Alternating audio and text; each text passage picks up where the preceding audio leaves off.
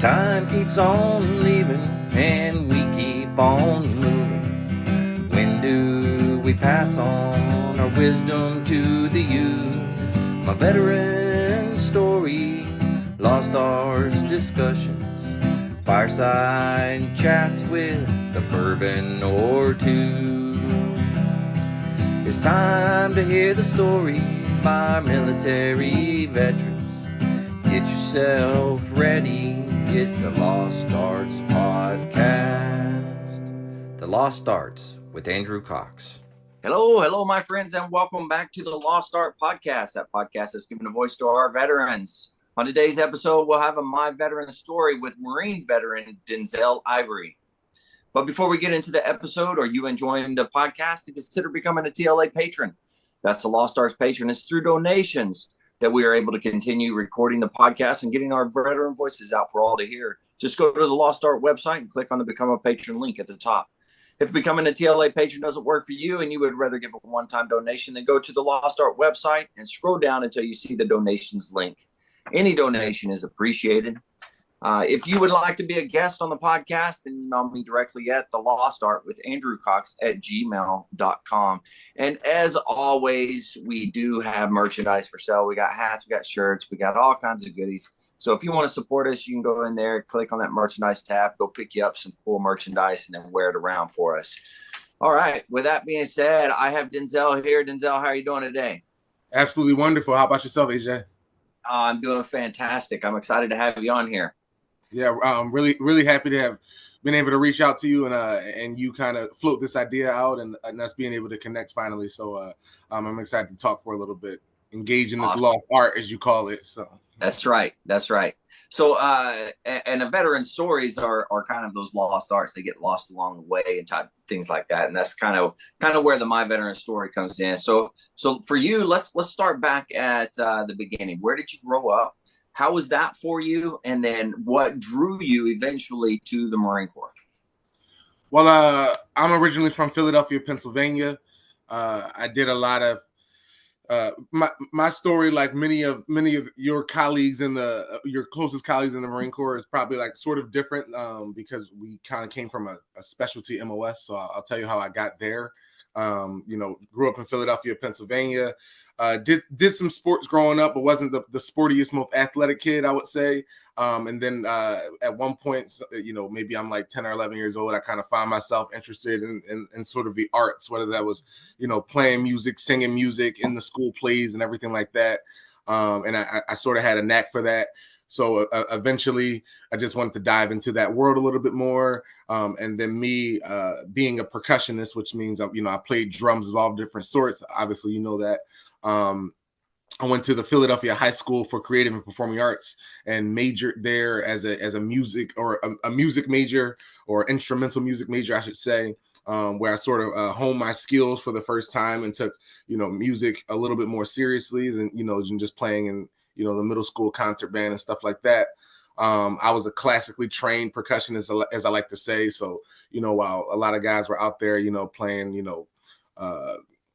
I don't know, like rock music or pop music, I was listening to Beethoven, I was listening to Mozart, I was listening to Brahms and Liszt and all, the list goes on of all these very serious, I guess, Western composers, if you will.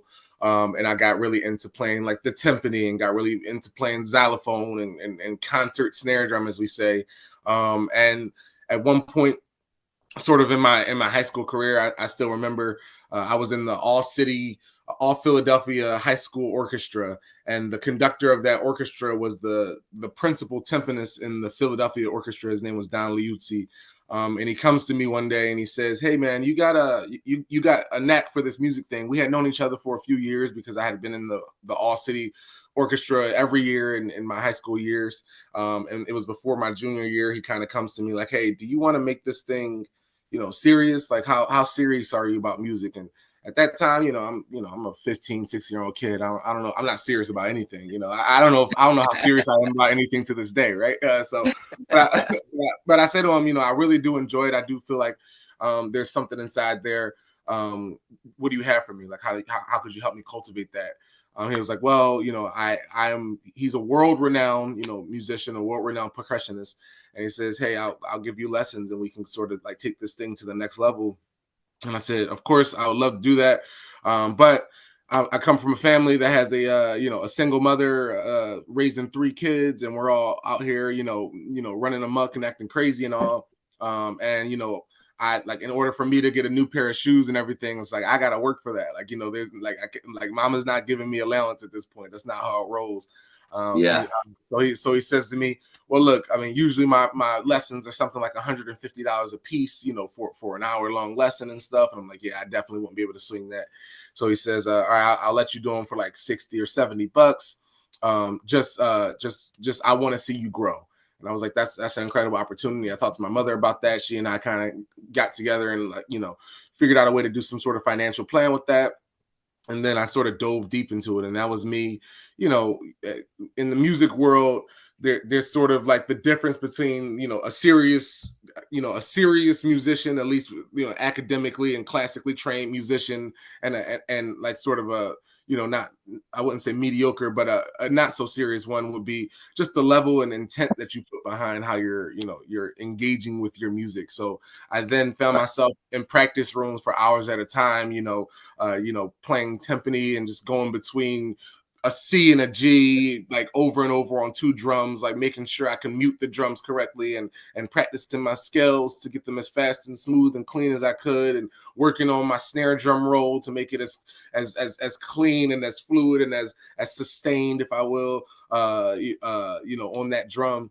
And him putting me through that sort of gamut of training and that gamut of discipline focused, musicianship was something that really affected me to the point where I did see my skills start to kind of start to really rocket at that point. And then at the same time, I also had an older brother, a year older than me. He was already very much very, very serious at the time about music.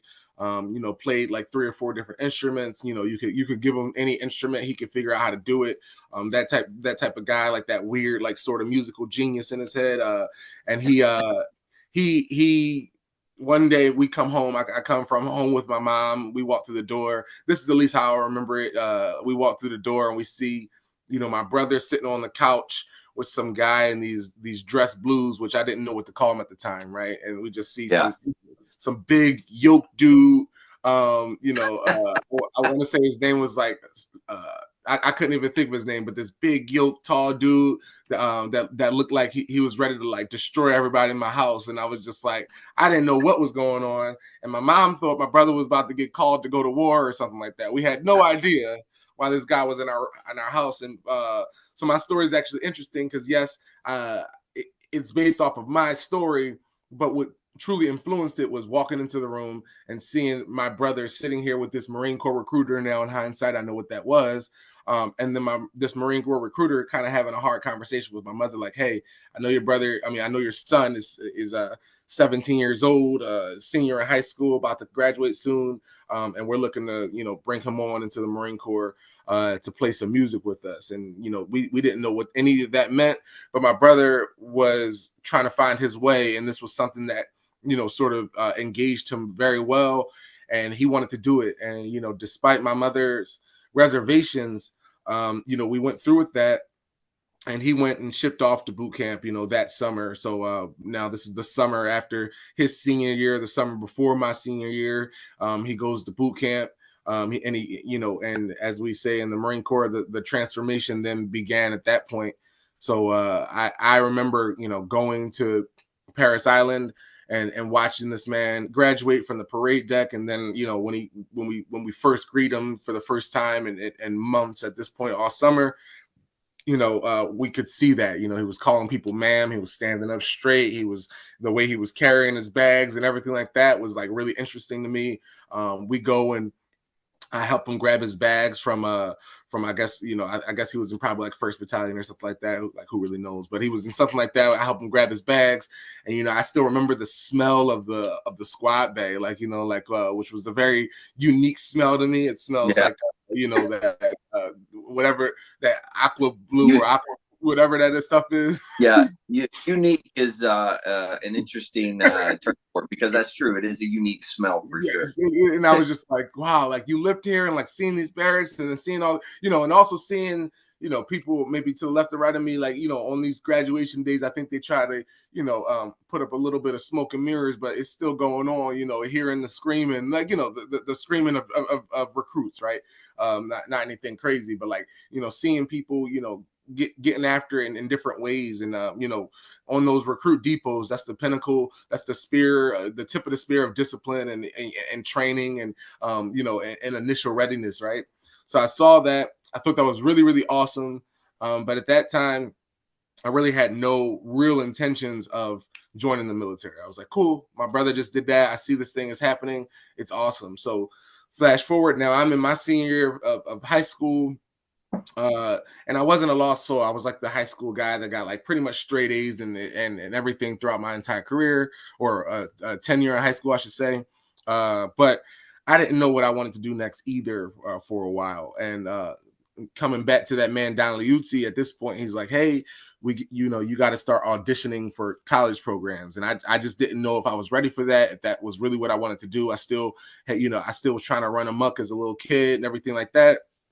And I definitely went up to the recruiter at one point saying like, hey, I might be doing this military thing. And with him already recruiting a musician, which for those that know, because my brother was recruited as a musician. For those that know, that's like a pretty big deal for those recruiters. Like it really helps out their, I don't know, their stats of some sort. It's a difficult thing to do, to find somebody that plays clarinet or flute or drums and convince them to join the American military. It's kind of jarring because it's pretty polarizing and opposite to what a typical route as a musician is, even though in hindsight it's probably the most employed, or I guess it's the most employable skill for musicians is to join a military band of some sort. In hindsight, I now know that.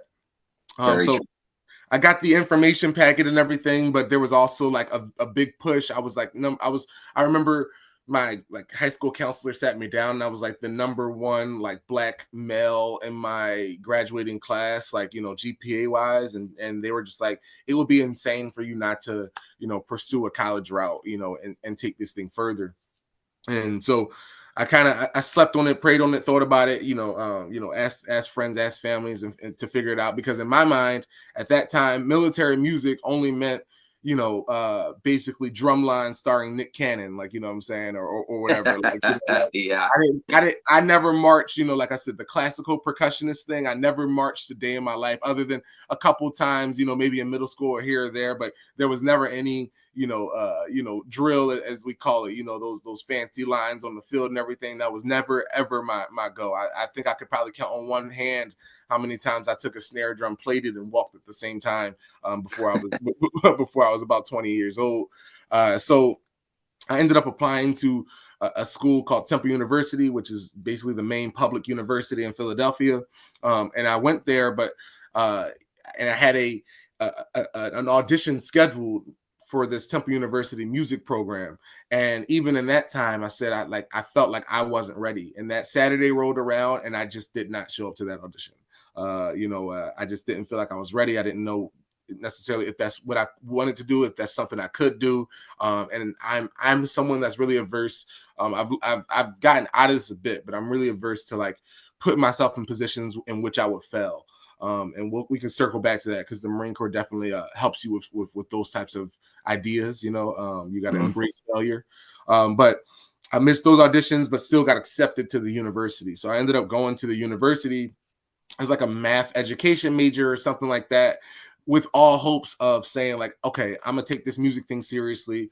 Like I said I would. There's people that I made, promises, I guess, if you will, to, just saying like, I want to do this. Like Don Liuzzi, my mother, my friends, my family, things like I want to be a musician and I want to be really good at this thing. And I want to take my X and I want to sharpen my skills. So I went to that university, and that first semester, I like lived in that music school as much as I could as a non-music guy. Like, so I didn't play in any of the ensembles or anything like that, but all the audition materials that I had that I was going to deliver upon when I was a senior in high school. I was sharpening those things up, and I spoke with the dean of music, spoke with the percussion instructors and everything, and I said, hey, my name's Denzell. Like, I'm here in your rooms using your gear, but I want to be in your program, this next upcoming semester. So I'm gonna just be over here. Like, I'm not going to be asking for much from y'all. Just please allow me as a student in this institution to utilize this resource the same way we would all be able to use the gym or the library. Like, let me come in here and use your instruments, play them, and see if I can make the cut. So I did that. They agreed with that sort of deal. So as long as I didn't get in their way, they didn't get my way. But it was actually funny because I was practicing so much that the people in the music school thought I was like a music student at that point. Like, they didn't know who I was. Really? But they Wow. literally, there was a point where like different professors would come up and they were like, we see you in here all the time. Like what classes are you taking right now? I'm like, I don't know, like, the education of math 101. Like, you know what I'm saying? Like, I didn't really, I didn't know what to tell them. I was just like, I'm just a guy that really wants to be here, So I end up, sharpening up my tool and then taking this audition, and I get in and I join the music class and in the spring semester of 2011, which is my second semester at school here. And then basically that whole time at this point, there was one time where I had seen my brother he went to like New Jersey, I want to say it was. So I'm in Philadelphia. He was in the band in Cherry Point, and he was able to do a lot of things that was sort of local to us, like gigs in New York City, like a Fleet Week, for example, in New York City, or shows of that nature. So he comes to like a small city in like New Jersey, which is similar to like many of what the bands would do. Like, so, I think of like Dana Point, California or something, where you're just engaging with like community type things, like nothing super high vis, but very impactful.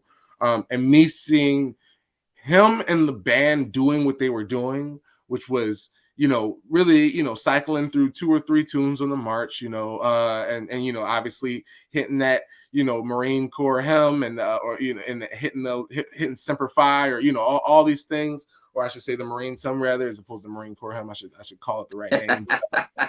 That is true. So there is a difference, and you have to explain the difference. What is the difference? Do you know?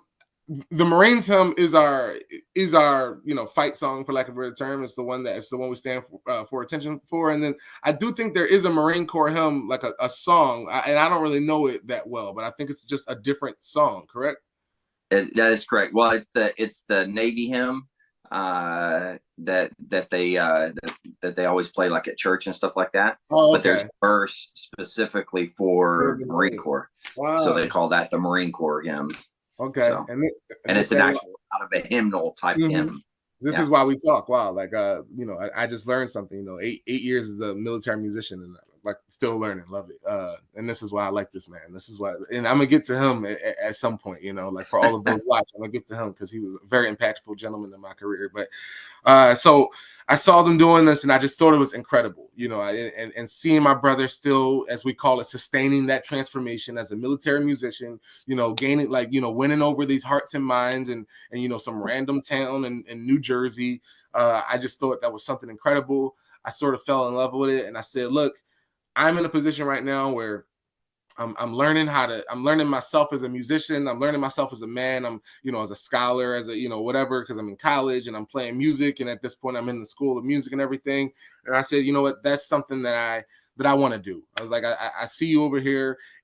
I know more about it. I know it's not just everything on the march or whatever. There's concerts, there's travel, there's excitement and adventure. Like, who knows where you go, but it's different. It's a different piece for everybody, a different story for everyone. But I was like, I want to engage in that and see if I could, if I have what it takes. So at that point, I sort of made a decision, like, hey, I'm going to finish this college thing. I'm gonna get all the stupid stuff out my system as a young college guy, and with all intentions on joining the United States Marine Corps.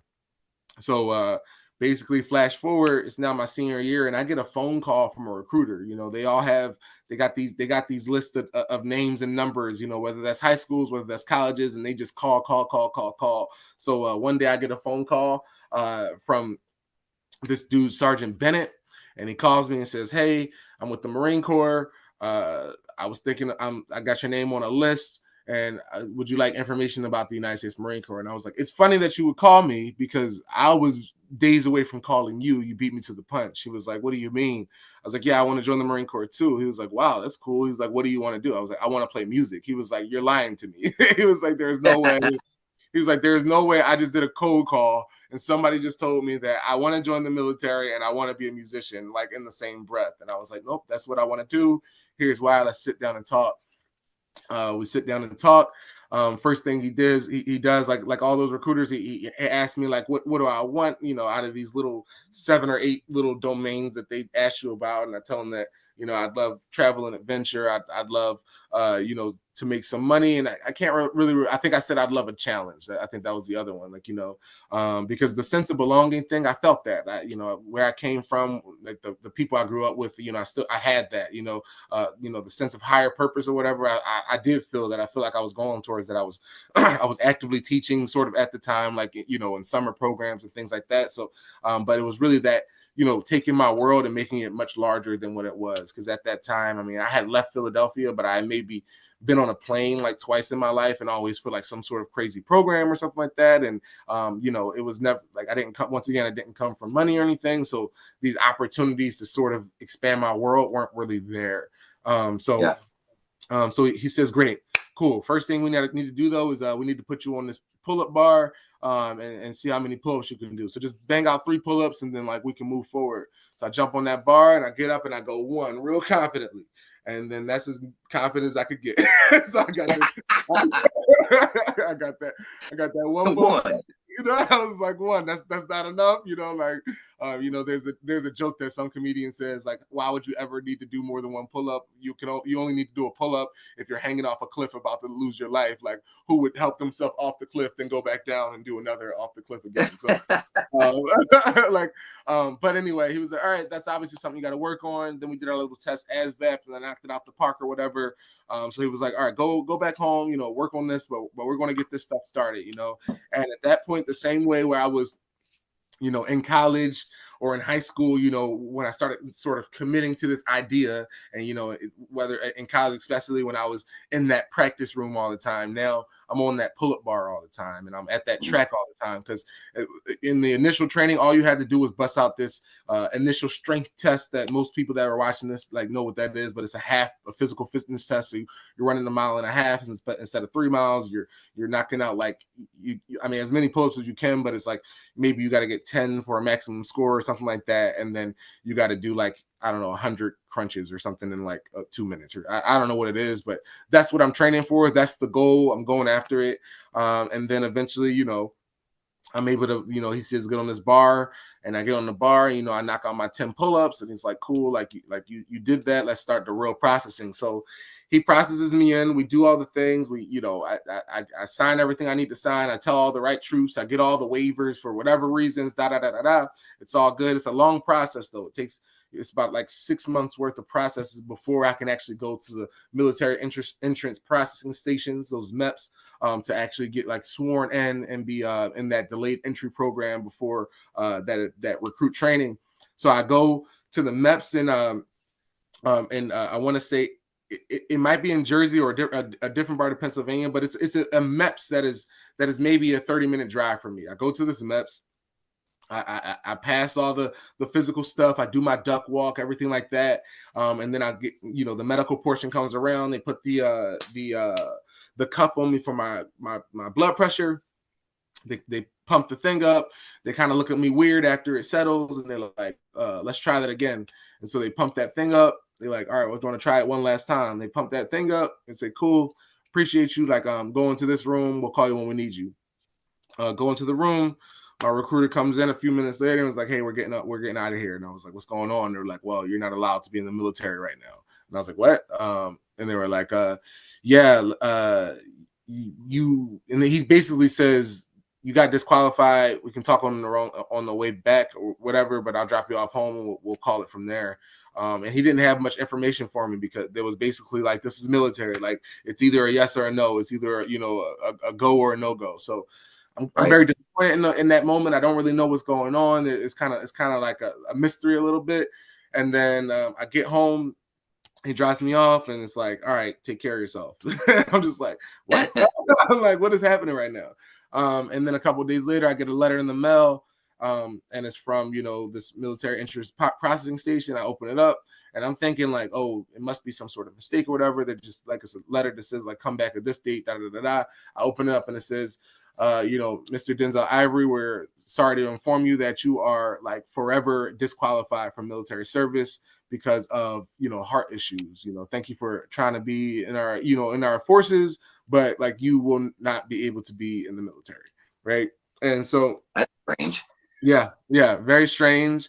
And like I don't know what my access to MOL is right now these days as as separated, but I could pull up that letter in 5 minutes to show anybody when they ask me about it. Like it was on, Wow. it was in my own PF, like it was like straight up there. So so I was like, I don't accept that. I was like, I'm a very like eggs in one basket type of person.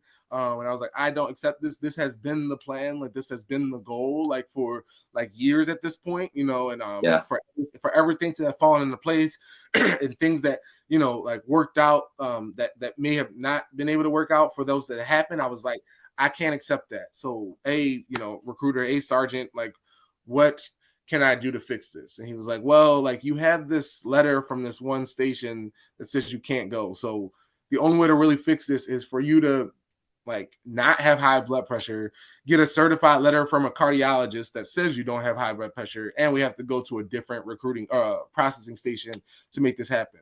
And you have to do it all without any sort of medication or anything like that.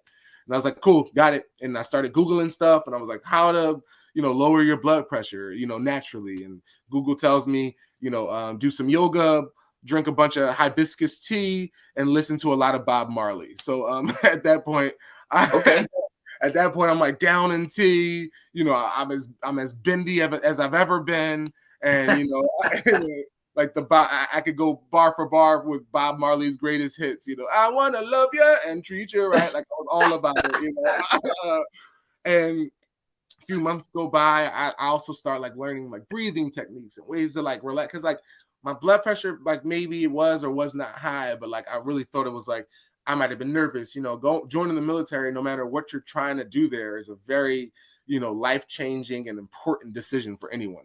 So I end up after months of getting my blood pressure to subside, naturally I make this cardiologist appointment. I go there, they hook me up with, to every single part of my body. So it can be like, it's the most legitimate heart test that you can take, not just that one cuff. And yeah, at the end of that thing, she's like, you don't have high blood pressure. You're fine. So I get the letter from her. Great. I take it to my recruiter. He's like, cool, you got this letter. I go to MEPS in Mechanicsburg, Pennsylvania. So like the other or further MEPS station from me. I get processed in, pass with flying colors, or at least the colors that I need to pass. And then the journey sort of starts, where I'm in this delayed entry program. And I get a call from my recruiter. At this point now, I'm a college graduate. I'm working at a school or something, and I get a call from my recruiter at like maybe September 15th or something. And I was supposed to ship on something like November, like late November or something. And he says to me, or I can't exactly remember the dates, but he says to me like, hey, are you able to go to boot camp, next week or whatever? And I'm like, in my mind, at this point, I'm like a 22, 23-year-old guy, probably 22. And I'm like, that doesn't coincide with what I've been putting together right now with my plan or whatever. And I was real with him. I was like, I don't think I'm able to do that. And he was like, okay. And also backtrack within this moment, while I was a student at the School of Music in Temple University, I had to pass all my music exams and everything like that, like as a Marine, as a prospect for the Marine Corps. And I passed that with flying colors. It was great. People wanted me on the team. I had some buy-in from the music community. I had like passed my audition enough to be able to pick where I was going for my first duty station, which I didn't know how much of an impact that would have on me at the time. It was either New Orleans, Camp Pendleton, California, or somewhere else that I can't even remember. And I remember saying like, oh, I want to go to New Orleans. I'm a musician. Like, that's the place to go. And my recruiter was like, hey, I don't know anything about like the music world, but I know New Orleans is a swamp, and California is this incredible place. You should probably go to California. So I just listened to my recruiter. Like I was like, I didn't know anything about the band program. I didn't ask my brother. I was just like, yep, sure, put down California, whatever. We'll see what it's like. So now, backtracking or retracking, he says, can you go to boot camp like next week? And I'm basically like, no, I can't. And he was like, well, if you can't go next week, like now we have to push your date even more and more and more. So like my date of like October something or November something now turns to February 1st. So it's like, it's okay. Like I was like, I still got a spot. Like he didn't say no. And me being a band guy, there was you almost have a little bit more like recruits or I should say recruits or off the street. It's weird how much like power recruits have or before they actually go to boot camp. Like it's a very the crazy thing is any recruit, maybe I shouldn't be saying that, but any person that just enlisted can say no at any point until they step on those yellow footprints. And that's something that just as in this age of information, that is a true thing. But the thing that keeps you going is like you have already sworn some sort of oath at that point. So it's like, are you going back on your word or anything like that? So I was glad that my recruiter sort of worked with me on that thing, and it actually wasn't even my recruiter; it was the recruiter from the RS. I remember this was like Sergeant or Staff Sergeant Garcia called me because one of his guys dropped out and he had to fill a hole or something. So like it wasn't even like my guy, and I think that was another reason that made that an easier but difficult conversation for me. I remember I was in a school having this conversation, like stepped out from teaching and like having this conversation. I was just like, I can go when I'm ready to go, or when it's my time to go rather. And they were like, well, now we got to fill up these spots, backfills, so you can't go until February. So it was a little disheartening, another bump in the road, but everything happens for a reason. So I'm in the delayed entry program. At this point, after like being disqualified from service and still going to these depth workouts before I actually got accepted into an enlistment. And then so I was in that DEP program like officially for 6 months and unofficially for another 6 months prior. So it was like a year-long process of me like living as a civilian that wanted to be in the Marine Corps and talking and seeing Marines every Saturday morning and going to events and everything like that. Then February 1st finally rolls around, or January 31st finally rolls around, and one of the support guys from my recruiting station, he's like, I'll drop you off to the airport or whatever. He was like, what's the last thing you want to eat? I was like, Chinese food or whatever. So he takes me to PF Chang's, like, and I had never even been to PF Chang's, and for whatever reason, like some people remember random stuff, I remember that I went to PF Chang's before I got on the plane to go to Paris Island. Got on the plane and, it all worked out. The tickets were there. The people were there to pick me up and everything like that. And then, pulled up to Paris Island. It was dark. We didn't know what was going on. And then the craziness began and, stepping on the yellow footprints, and the rest is sort of history at that point. So that's what got me up here. That's really, I mean, that's a very impactful story as you're leading up to the Marine Corps, all the effort and stuff that you had to personally put in order to make that happen, which is incredible because not everybody does that. Some people, they get told, hey, you can't do this, you can't do that. And they're like, okay, whatever. And they walk away from it. But that's already showing before you even got in the Marine Corps, kind of that stick to it type of thing that you had, and you're like, no, this is what I want to do, and you went for it no matter what. So that's positive for you, man. And already, and I at this point I didn't even know you, so so you already had it. Yeah.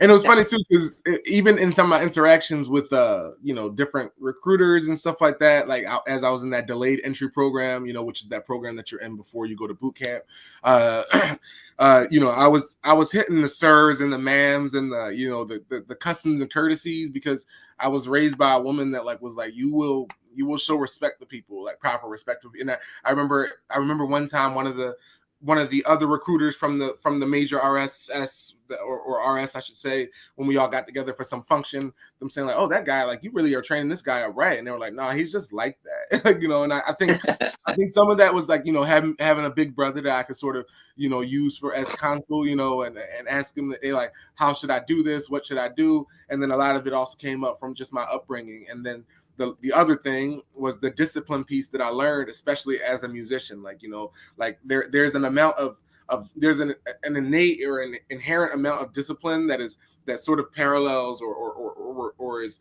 reflective of the military discipline that you need to have when you're playing music, because it might be like, hey, that 6 seconds of music was not correct. Work on that 6 seconds of music until it gets correct, and that's the same thing as, hey, this line is not straight. So if you idiots can't, cover in a line, like, we'll get you there. Like, you know what I'm saying? And and so I always thought that the push of that, those small details that the military, especially the Marine Corps, I can only really speak, super informed about the Marine Corps. And yes, I've worked with people in the Navy, in the Army, in the Air Force, but I can only really speak on my Marine Corps experience, and that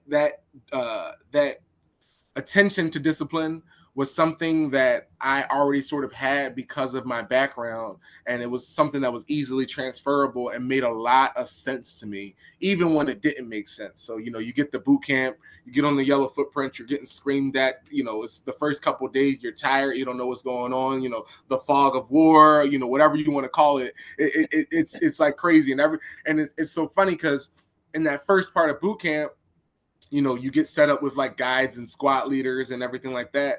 So because I was in the delayed entry program for essentially a year, like that knowledge piece, like what are my general orders? What are the the leadership traits, the principles, all like name the ranks, all these different things. That was there because I had that blue book, and I was studying that thing every single day. Like even when I was at school teaching, I was on my free periods, I was taking that thing up, and I was like, okay, an O1 is, an O2 is, an E1, an E2 is, like, what are these things? And I was just going after it. So I remember, like, me screaming these knowledge pieces in this initial, like, receiving week, as they call it, right? And then they're like, all right, you're going to be the guide or whatever. And I'm like, cool, I'll be the, like, whatever. I didn't know what a guide was at that point. We didn't have one in my depth, but I was like, sure.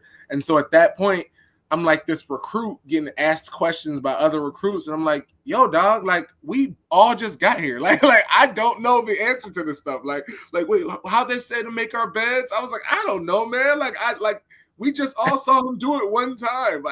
Like I guess I can try to help you, but mine is gonna be jacked up too. And sure as crap, it was definitely jacked up. And it did not take long for me to get fired as guide, and then for the rest of my time, my drill instructors just called me fired guide, which was like, they try to find little ways just to, like, I don't know, like, I guess, like, try to beat you down. Like, that's the point of boot camp, and I loved it. But it was just like, yo, man, you could just call me my name. Like you could say recruit Ivery. Like, why are you calling me fired guide? That happened like 4 weeks ago.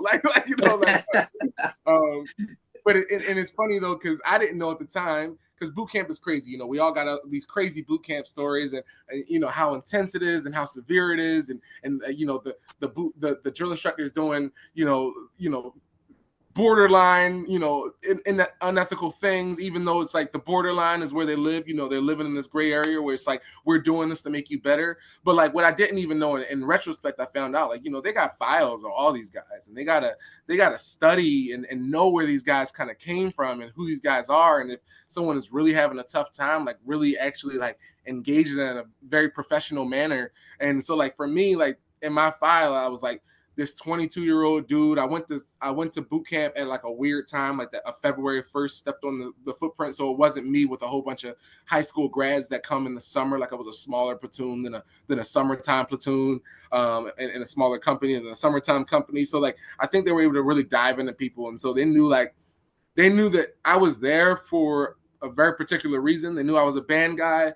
They knew I was a college graduate. So I think they were like, all right, we got to beat this guy down, not in the sense of like he needs somebody to, like, he needs to be told to shut up. Because if they say don't talk for the next 4 hours, I was an adult. It was like, all right, cool. Like, I'm just not going to talk. And then when other people started talking, I would get pissed off. Like, why are y'all talking? They said don't talk. And then here comes the drill instructor coming up and like ruining our house, right? Like because like this one recruit decides to talk for no reason. Like what is there to talk about? Like like we were about to be in the shower, we were butt naked. Why are y'all talking to each other? Like I don't understand. I never understood it.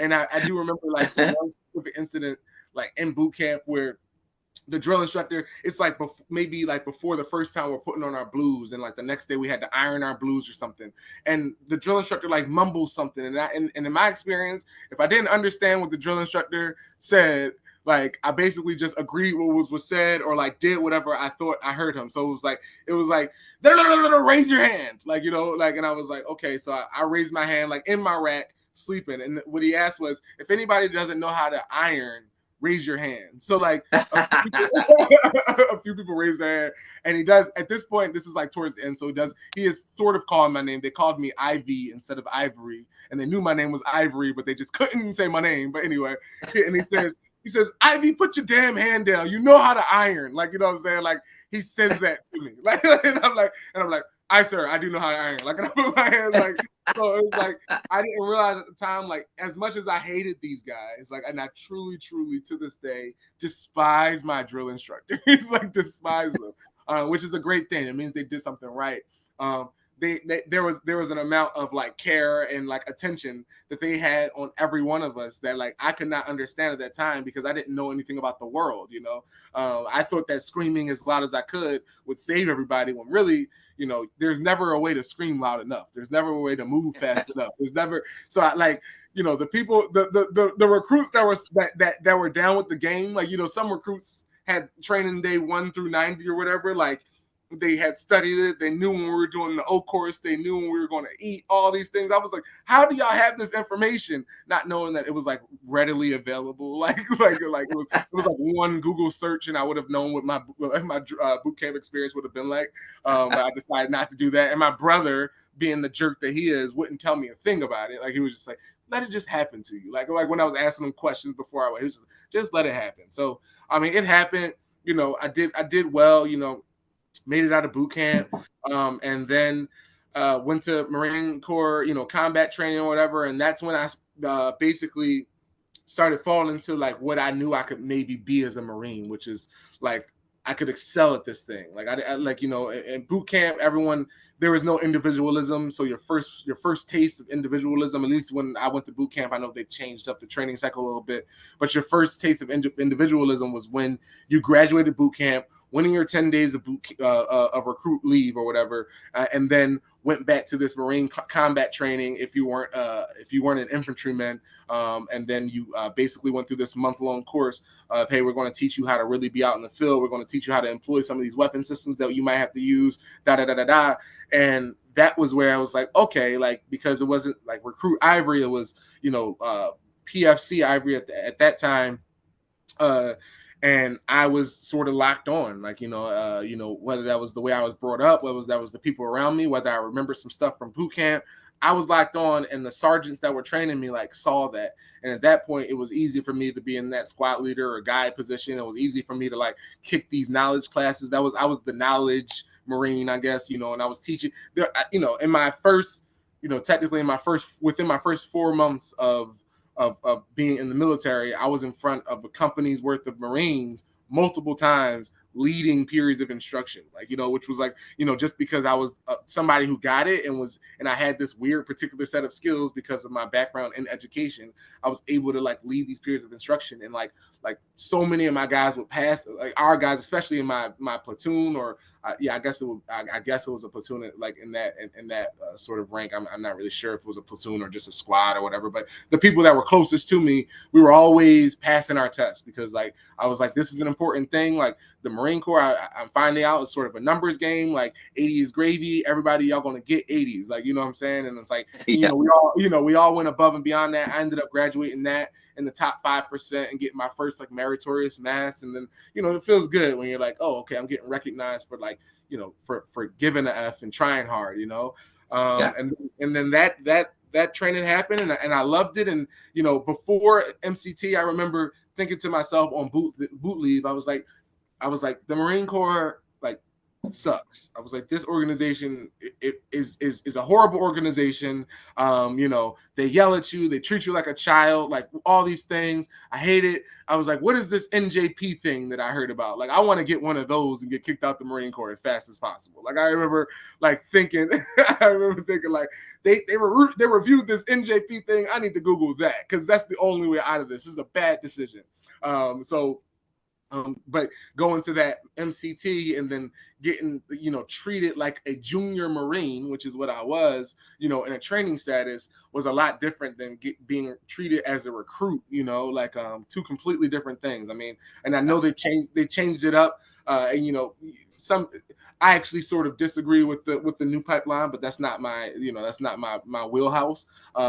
They've changed it up to give you that experience while you're still on the depot or while you're still in Paris Island to sort of like let you know, like, okay, the culture shock has happened, the transformation has happened. Now we're going to show you how to be Marines. So I had that experience, after my 10 days of boot leave and then an MCT, and now the Marines are getting it, at an earlier time in their careers, which is, which must be better, because, Big Marine Corps says this should work. And I believe in Big Marine Corps. I really do. So MCT happens, and the next thing you know, I'm now like on my way to actually doing what I came to do, which is I wanted to play percussion. I wanted to be a drummer in the Marine Corps. I wanted to do this for 4 years, have a good tour of duty, and get out the Marine Corps, and then go back to Philadelphia and teach some music, and be able to always recall on that experience. So I go to Virginia Beach, Virginia. To the Naval School of Music out there. We get on a bus. We all get dropped off at our respective places, after finishing MCT. They drop me off on the bus. It's kind of late. I meet some people. The next day I come in to meet my officer in charge. And once again, I have a brother that is also a musician in the band, like in the Marine Corps band. So I'm meeting people, and people are seeing my last name, Ivery, and like, there's a sense of familiarity. Like, do you know this guy? And I'm like, yes, that's my brother, da da da. And I remember I go into this office, and at the time her name was Gunnery Sergeant Kopetsky, and she was our platoon sergeant at the time. And this is like day one of me meeting this gunnery sergeant. And then the OIC, who is this Chief Warrant Officer 5, Bartholomew, he walks in, and he also sees my last name, and he says, Ivery, oh, I know that. Like, do you know William Ivery or whatever, who's my brother? And I says, and we're at this point, we're kind of like in a very relaxed, like trying to get to know, like Gunny Kopetsky at the time is trying to get to know me on like sort of a personal level, as every good platoon sergeant should do. Then this OIC walks in, who's like this Chief Warrant Officer 5, which I was told I would never see one of those in my career. Like, you know what I'm saying? And he kind of walks in, and he has like a calm, coolish demeanor to him at the time, So he says, do you know William Ivery? And I said, yeah, that's my brother or whatever. And he's like, great. And he kind of walks out the room. And then at that moment, Gunny Kopetsky like blasts me. This is my first blasting by a Marine Corps musician. Like, if you ever say yeah to an officer, I will destroy you. Like, like instead of yes, sir, like standing at, and I think I was probably at attention or something, but he told me to relax, and I relaxed a little too much. And it was like, that was a jarring moment for me, because I saw in those moments, like, the Marine Corps is about like, those institutional values need to be able to be turned on and turned to 100 at any given moment, and I was told to like relax in this time, chill to an extent. But like when it was time for those institutional values, that honor, courage, commitment, those proper customs and courtesies to be actioned, I did not action them in the appropriate way. And in that moment, like that immediate blasting came and I never did that again. Like, even to this day, like saying yeah to an officer, even if even as a staff sergeant talking to like a lieutenant or a captain or something, and we were sort of not on the same level, but in that area in which we had like similar sharing responsibilities, and like for the more senior ups, I was still watching my P's and Q's on a discipline thing. But I still remember getting blasted in day one of me in my MOS journey because of a thing I said wrong. And I just didn't ever want to put myself in those positions where I could control the outcome of this scenario, and in my control, I make the wrong move, and then I am negatively affected by it. Because I think really when it comes to a lot of people's Marine Corps experiences, a lot of the things that people are upset about are a lot of things that are in their control. Like, okay, like muster at 3 a.m. for a hike, for a 10-mile hike or whatever. Like, that's not in your control, but it is in your control to show up on time. Like, you know what I'm saying? Like, it is in your control. It is in your control to to condition your body so this hike is not killing you. So like going to work, at 6 a.m. or 7 a.m. after a 2-hour hike isn't something that's going to destroy your body and your mental fortitude. And I think I learned that, like, in that blasting, it was like, okay, control what you can control. Like, that was a big thing. And I just decided, like, that's going to be something that I do. I'm only going to control what I can control. And so that's what I did in that school of music. I was like, I already knew the music theory stuff. I had a degree in music education at that point, like the school of music. And please let me know if you lose me at any time. I think you're going out on my screen. So, if you lose, it stopped for a second, but I think I'm back. Can you see me? I can see you. I can see you now. Okay. It's probably on my end, but go ahead. Okay. But yeah, I learned to control what I control. So like what was easy for me was, the music theory and the ear training and all that stuff. Like, I was a singer, I was a percussionist. I had the college degree. Like, that was easy. So I was like, I'm just going to control graduating this music class. So I was in that, that practice room, as we call it, this box that's probably about the size of the room that you're in right now. And I would spend hours and hours and hours, like, just developing my skills. And I loved it because I was the guy that had to work while I was in college. I remember in summers, I was going to one job at 9 a.m., finishing that job at 2 p.m., going home, getting home by 3 p.m., sleeping from 3 p.m. to 9 p.m., waking up at 9 to go to my overnight job from 10 p.m. to 6 in the morning at IHOP, and then going to that job that I, like at 9 the next morning, like, just to raise enough money and save enough money for me to go to school, like, without having to work during these semesters, So I was like really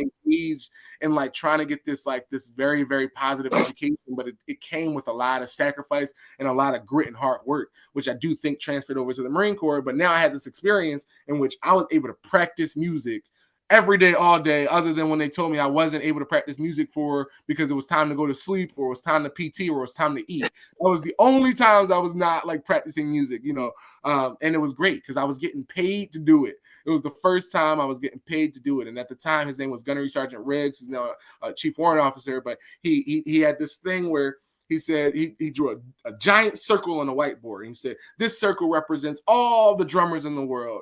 And he was like, this one little dot like represents, a drummer that's getting paid to do it. And he was like, here's another 2 dots. Ding, ding. He was like, these are us. Like, we're part of these small, tiny dots of millions and billions of drummers that are getting paid to do it. And I was like, that is it. Like, I want to get paid to do this thing. Let's go after it. So I end up, trying my hardest. And once again, like, after, the MCT thing, the meritorious mass, and being the top 5% of my class, that transfers over. I'm now the honor graduate of the Naval School of Music for that class, because I just understood what the mission was. And especially after that story I sort of explained, like the me getting disqualified and my times getting pushed back and all these things, I was just like, I want this thing. And also, like, the faster I do this thing and the better I do it, the faster it's over with. Like, because in my mind, it was 4 years and get myself back to Philadelphia. Like, that was the goal. I got it. That was like, and I'm going to do it. So then I get pushed to the possibly the most life-changing part of my, the first most life-changing part of my Marine Corps career, which is Camp Pendleton, California, and I work at the First Marine Division's Blue Diamond Band. And just to backtrack one bit, I had the honor in the schoolhouse to have you as my drum major instructor, or my drill band instructor. So for those of us that are watching that don't know what that is, the military bands have some guy with a big stick, and he's doing all this stuff, something that I'm not good at. And people are like, what does that mean? But he's conducting the band in a way that we understand it, right? So, but at the time, Gunnery Sergeant Cox, he was a very animated instructor, if you will. he liked to use different metaphors. He liked to be, kind of relaxed. He came off the drill field not too long before that, so he had a little bit of that going on. But like he also like knew his role. He knew he was developing Marines, but you had such an air about you that was serious when it was time to be serious, and then I guess that sort of connector type of mentor that the Marine Corps sort of, is grounded in, that mentorship that you allow for us. And even though you were in a position where you were not our platoon sergeant, you didn't have to talk to us ever. Like, what I'm saying? Like, if you didn't want to talk to us, it was like, hey, come to this freaking class and I'm gonna teach y'all how to march, and that's it.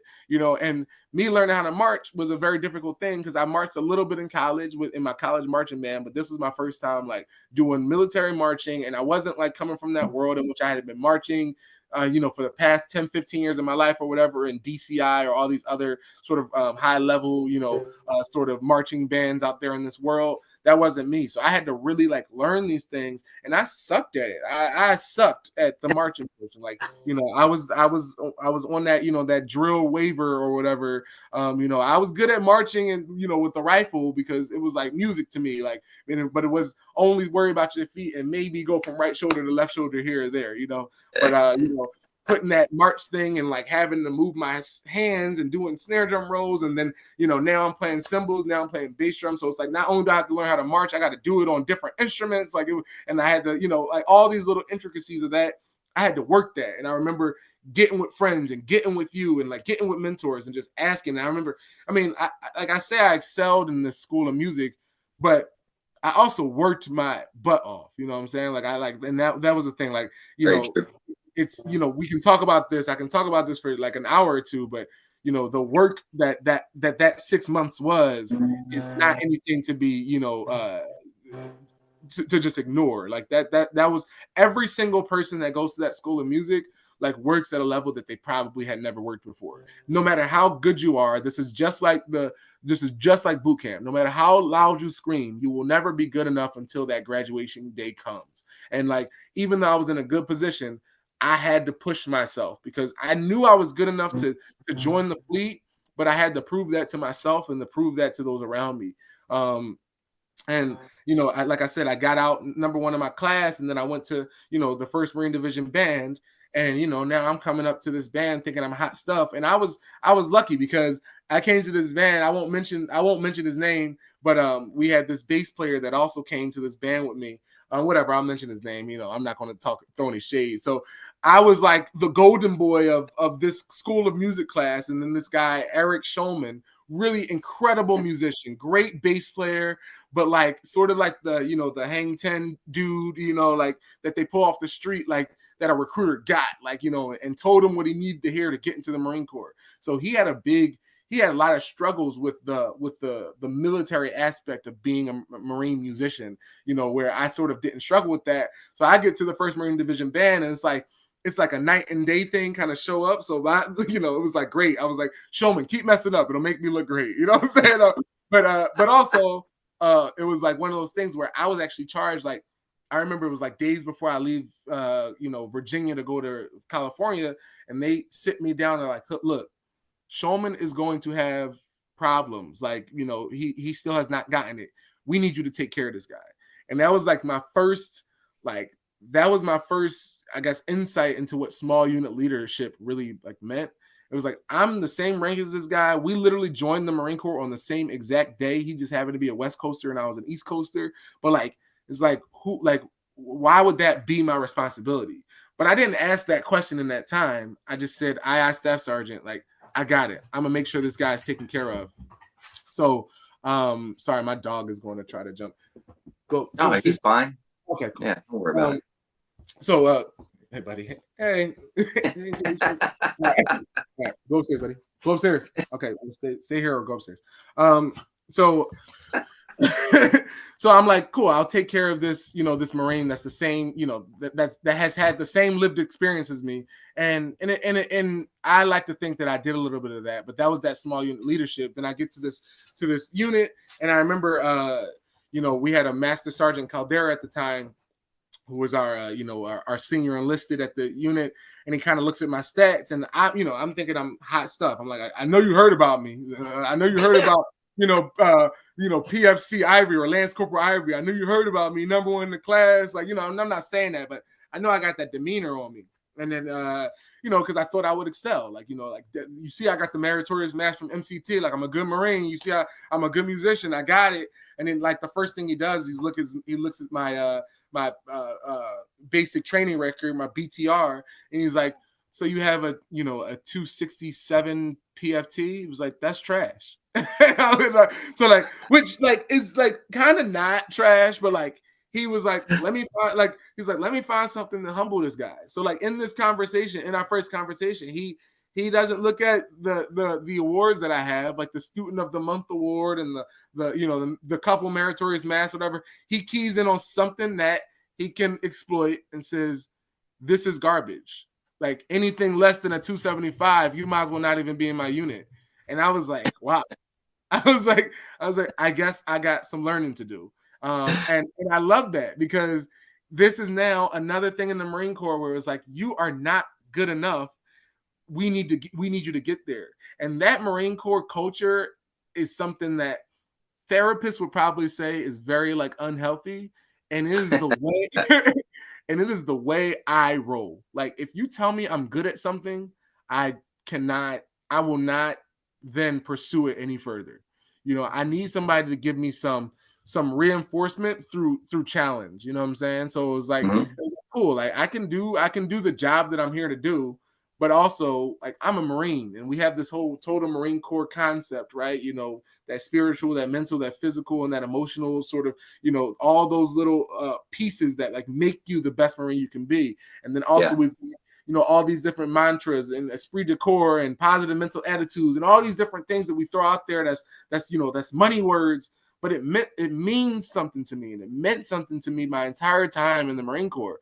And I was fortunate enough to be at units where they would expect you to give your best and to push for your best. And that was like what I carried with me. And so my time in the 1st Marine Division Band, whether we were playing, 3-4 gigs on a Friday, going across the entirety of of Camp Pendleton to do that, or whether we're, going on trips to France or the trips to Germany or the recruiting tour trips to, Minnesota or going to San Francisco for Fleet Weeks and everything like that. Like, I had my fun, but I also knew like all this has a reason. I'm connected to a unit that, I look behind you and I see, that drum head from the 1st Marine Division, and it's just like, like Ivery. So it's like all this story history that we have. I'm like, look, I'm a piece of this thing that's so much bigger than me. That's so like, it has nothing to do with Denzell Ivery. It has nothing to do with Lance Corporal Ivery or anything like that. It has something to do with this history that we are going to continue. And so anything that I can do to make sure that story history remains a good story, like I'm a do.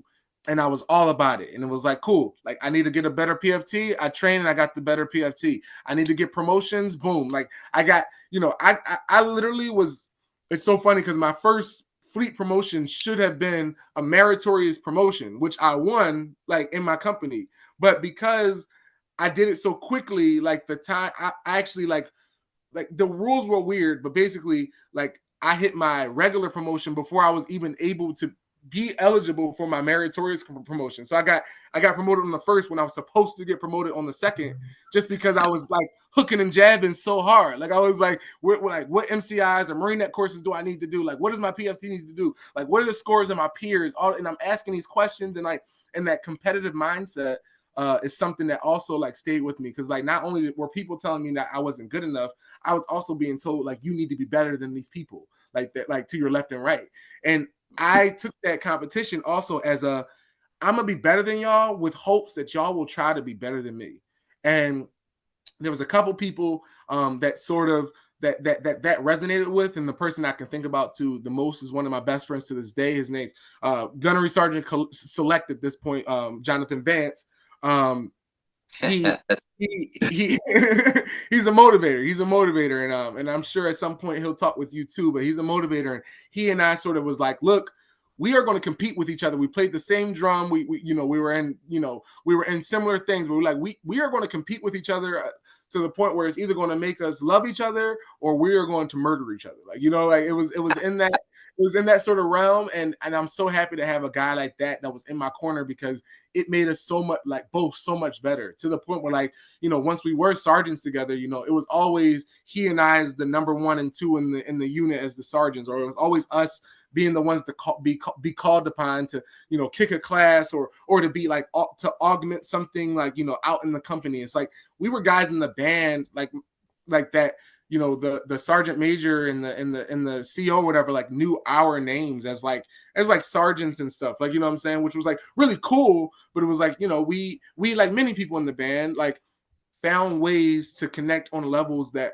we're not just here, on the parade deck for, for retirement ceremonies and changes of commands and stuff like that, and the reliefs and appointments. I felt lucky because the 1st Marine Division was, hey, we're going to the field right now. We're going to shoot these weapon systems right now. We're going to stand security right now, and we're also going to do our job, which was be military musicians. So it was just like that whole idea of that total Marine Corps concept was being like directly applied every day, and it sucked. Like, it sucked, I hated going to the field because I didn't know that that's what the Marine Corps, like, I thought that's what the Marine Corps was going to be, but like, I thought that wasn't what it was going to be for me because of my job field. But it's like, in the 1st Marine Division, especially, and like many of the division bands, it's like, look, like, this is higher. This is a upper level task. Like, like, you will join us on this mission. Like, if you're going to be in the field, whether it's 2 weeks, 3 weeks, 4 weeks, 5 weeks, like, oh well, get in there and do what the job is, and then you can take a shower and you get back. You know what I'm saying? And and I loved it. And I remember being on field ops in 29 Palms and being like super cold. I had no idea how cold the desert was until I went to the desert, in December. And I remember like being in like woolly blankets or whatever, like literally like,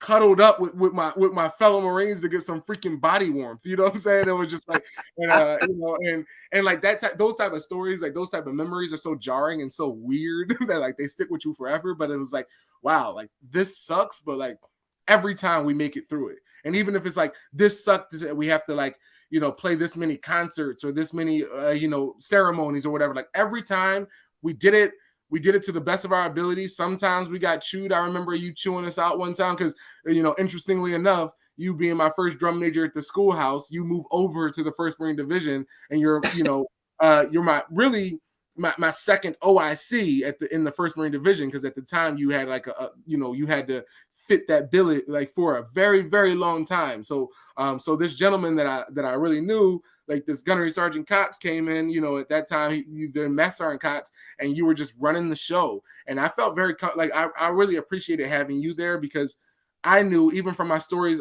because you worked with my brother as well, and I knew that this was a man that cared about his Marines, and like having that, like having that sort of that knowledge and also experience with you before you came to the band, and like me knowing that, because when you came in, you tightened up some screws that were super loose, like that, like, and we were a good unit, but you were, you had us laminate, the leadership traits, or I think it was traits on one side, principles on the other side. You made us keep it in our left breast pocket at any time. You'd be like, show me and tell me which one you're trying to do today. And it's like, know my Marines and look out for their welfare. Like, what I'm saying? Like, it's like, good. Like, so like later when I talk to you, I want you to tell me how you knew your Marines and looked out for their welfare. You got that? And it was like, cool. Like, what I'm saying? It was like, and that was like weird, like that was jarring for us. But I think that was a really good, friction point that made us better as a unit. And, I actually got into a point in which it was time for my, my first enlistment to be up. And, in my mind, it was like one enlistment and I'm going back home. Right. But I ended up being like good at this Marine Corps thing, I got 2 NAMs, in my first unit, like, as a bandsman, and one of them had nothing to do with anything that had to do with an instrument, what I'm saying? Like, and it was just like, it was kind of cool. So I was like, okay, I'm good at this thing, but I want to expand my horizons a little bit. And I love the 1st Marine Division band, and I also don't think that and this is a lie, you know, everywhere you go is where you're going, and you're going to grow where you're planting everything. But I was like, there is no way I'm finding a unit that is as tight, that is as professional, that is as gritty, that is as resilient as this military band that I'm in right now, in this configuration of people. You know, I will never again work with, you know, with an Andrew Cox in this position at this level. I will never again work with, you know, a Sergeant Vance in this position at this level. And I was like, I don't think I can do that. Like I was like, I don't know if I could go to something that's not this incredible. So as I'm looking forward, and you know, I'm going to all my PMEs, my corporal's course, you know, Lance Corporal Seminar, boom, once again, honor graduate, corporal's course, boom, like, you know, school commander, sergeant school, boom, and each of these schools get bigger and bigger and more competitive. Like sergeant school was me with a bunch of grunts and a bunch of people from all over, and it's like, you know, and I was the band guy, like, you know, and I was the one that when I said I was the band guy, they were laughing at, and just like many people can tell you this story, I was the band guy that got honor graduate amongst all those hard chargers because, I don't know, call it the chip on my shoulder, call it me trying to, like, you know, like make sure that I'm living up to the standard or whatever. But it was like, look, if y'all gonna make fun of me, it's cool. I'm gonna get the last laugh. And it wasn't even for that. It was another one of those, like, I'm gonna push myself, like compete with y'all with hopes that one of y'all does beat me. Like that was always my thought.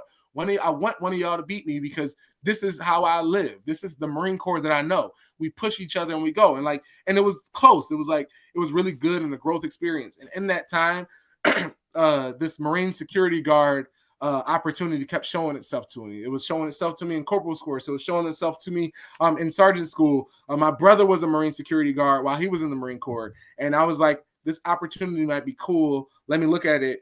And I was in between, do I want to go officer route? Because I decided I wanted to get out of the band because I was in too good of a unit. And I got some advice from Chief Warrant Officer 5 Bartholomew when I was right before I graduated the schoolhouse. He said, never judge the Marine Corps off of your first unit. But he was saying it like, if your first experience sucks, allow yourself to go to another band to like see that it can be better, right? That's how he was saying it. I could tell. I could hear it in his energy. That's what he meant. So I didn't know to ask him this question because I didn't know it could be like this. I didn't know to ask him, what if my first unit is the most stellar thing that I've ever been a part of? Like, what do I do in that case? Like, you know, because you know, you want to, I don't know if you ever watched Seinfeld, but there's one of these episodes of Seinfeld where George Costanza would leave his conversations on a high note. Like, and it, no matter what, he would like be like, all right, cool, I'm out of here. Like, I said something funny, I'm leaving. Like, that's what it was. It was like, I am in this unit that is so good and so tight and has made me so much better that I need to get out of here, but I'm still connected to this Marine Corps thing. So this MSG thing kind of showed itself, and it kept showing itself in secret, in like secret ways, you know, whether it was like a commercial I was seeing, like, or recruiters coming up, or blah, blah, blah, blah, blah. And then me, I'm thinking about like being an officer at the same time. And I had to humble myself, and I said, why do I want to be an officer? And I was like, I'm a sergeant right now. You know, I had been maybe a sergeant for like 6 months to a year at that point. I had Marines under my charge. I was understanding what commander's intent was, and I was executing in the ways in which I was supposed to be employed to do so. And I was like, do I want to be an officer, like, to get somebody to salute me when they walk past me? Because like, that's not a reason to be an officer. Like, you know, like if that's what you want, like, if that's the reason, like, that's not a good reason. Like, so I couldn't come up with like a reason to be an officer outside of the things that I already like had, like, you know, leading Marines, you know, feeling like I was making a difference, being able to be, you know, in between that senior enlisted or that senior officer rank, and like, you know, providing that sort of top cover. Because I mean, I'm not gonna lie, like, you know, working with guys like you, I learned how to be a bulldog. Like, you know, if you ask certain Marines, you know, Sergeant Ivery tightened up some Marines on, like, in a good way, like, but so I was doing all those things that I thought were special and good. And so I was like, let me let me go to a world that's like completely different from me and see if I can thrive there as well. So it was a hard decision. Lots of conversations with you and other mentors about like what it would look like, because there was a world in which I could have kept advancing in the music world, like and helping people in our community in a very effective way, potentially like being an instructor and stuff like that. Like that was all kind of on the table. But I wanted to like take my Marine Corps. I was doing this, and I wanted to do a little bit more of this in the Marine Corps. So this MSG thing showed itself. I applied. I got accepted. Really hard screening process. Once again, go to the schoolhouse, knock it out the park, honor grad, everything like that, just because I'm like, I'm the band guy. I'm still going to be better than y'all. Like, you know what I'm saying?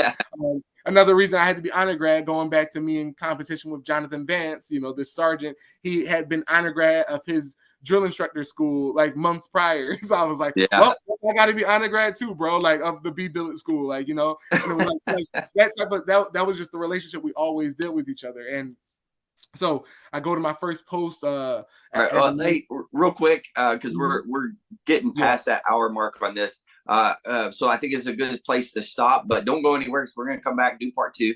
But thanks for coming on. I appreciate it. And to all the listeners out there, if you're struggling, you need some help, you're thinking about hurting yourself, something like that, there are resources out there available. The VA has some wonderful things going on. So you can always dial 988, press option 1. That's going to be able to put you in contact with somebody that can help you out. If you don't want to do that, you'd rather text, you can text 838-255. Same thing. Somebody's going to be there to help you. Or if you want to go online and chat online type of thing, you can always go to veteranscrisisline.net and click on that chat icon, and then you'll be able to chat with somebody. But remember that you are important to me. You're important to Denzell. You're important to all the other veterans that are out there. So please, please, please go and get some help. But Denzell, thank you. We're going to come back for part 2. So for everybody out there, stay motivated, change your song.